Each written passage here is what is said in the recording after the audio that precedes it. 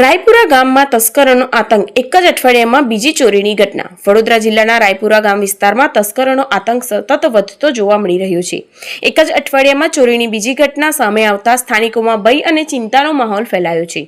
મળતી માહિતી મુજબ રાયપુરા ગામના એક પરિવારના સભ્યો ગરમીના કારણે રાત્રિના સમયે ઘરની બહાર સૂતા હતા.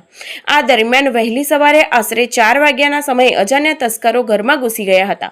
તસ્કરોએ ઘરમાં રહેલી તિજોરીને નિશાન બનાવી તેમાં રાખેલા સોના ચાંદીના દાગીના તેમજ રોકડ રકમ સહિત કુલ અંદાજે ₹4,40,000 માલમત્તાની ચોરી કરી ફરાર થઈ ગયા હતા. સવારે પરિવારજનો જાગ્યા ત્યારે ઘરમાં ચોરી થયાની જાણ થતાં તેઓ ચોંકી ઉઠ્યા હતા. ઘટનાની જાણ તાત્કાલિક નજીકના તાલુકા પોલીસ સ્ટેશનમાં કરવામાં આવી હતી. જાણ મળતા પોલીસનો કાફલો ઘટના સ્થળે દોડી આવ્યો હતો અને સ્થળની તપાસ હાથ ધરી હતી. પોલીસે પ્રાથમિક તપાસ બાદ ગુનો નોંધી આગળની કાર્યવાહી શરૂ કરી છે. ચોરીની ઘટનાને લઈને આસપાસના વિસ્તારોમાં લગાવવામાં આવેલા સીસીટીવી કેમેરાની ફૂટેજ પણ તપાસવામાં આવી રહી હોવાનું જાણવા મળ્યું છે. એક જ અઠવાડિયામાં ચોરીની 2 ઘટનાઓ બનતા સ્થાનિક રહેવાસીઓમાં સુરક્ષાને લઈ ચિંતા વધી છે. ગામના દ્વારા પોલીસ પેટ્રોલિંગ વધારવાની તેમજ તસ્કરોને ઝડપથી ઝડપી પાડવાની માંગ કરવામાં આવી રહી છે. શું બનાવ બન્યો હતો? એટલે રાત્રે ચોરી થઈ 2 કે 3 ગારામ થઈ હશે. સવારમાં ઉઠી ત્યાં ખબર પડી મને તો તારું તોડ્યું જોયું ત્યાં.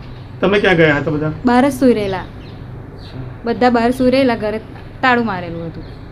શું કેટલી વસ્તુ ગઈ છે? બધી ખાસું બધું રોકડ, સોનું, ચાંદી, 20-25 હજાર રૂપિયા કેશ હતા. 3 તિજોરીમાં કેશ હતા બધા. એવું અલગ અલગ પગાર થયેલા 1 થી 10 તારીખે બધાના પગાર થયેલા એટલે બધાના પૈસા હોય ને. સોના ચાંદી પણ ગઈ છે? હા, સોનું બી જોયું. એમની ઝુમ્મર બુટ્ટી જતી રહી. મારા કેશ 10-15 હજાર રૂપિયા હતા. મારા છોકરાનું નાનું લક્યો, કડા બધું હતું. પોલીસ આવી નહીં ગઈ? હા, પોલીસ આવી ગઈ, 2 વાર આવી ગઈ. આ કયું ગામ છે બેન? રાયપુરા. આપનું નામ? રેણુકાબેન. બેન શું કર્યું છે ઘરમાં?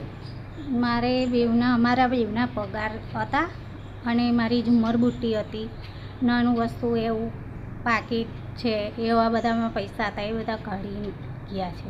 કેવી રીતે ખબર પડી કે ચોરી થઈ? આ સવારમાં અમે તો ઉપર સૂઈ રહ્યા હતા, આ બધા બહાર સૂઈ રહ્યા હતા, એ બધા અંદર આવ્યા, જોયું તો કે લઈ ગયા છે બધું ચોરી કરી. એમાં એ લોકો મને ઉઠાડી તો પછી મેં નીચે જોયું તો મારામાં બધું જ ખાલી. શું નામ આપણું? રીટાબેન.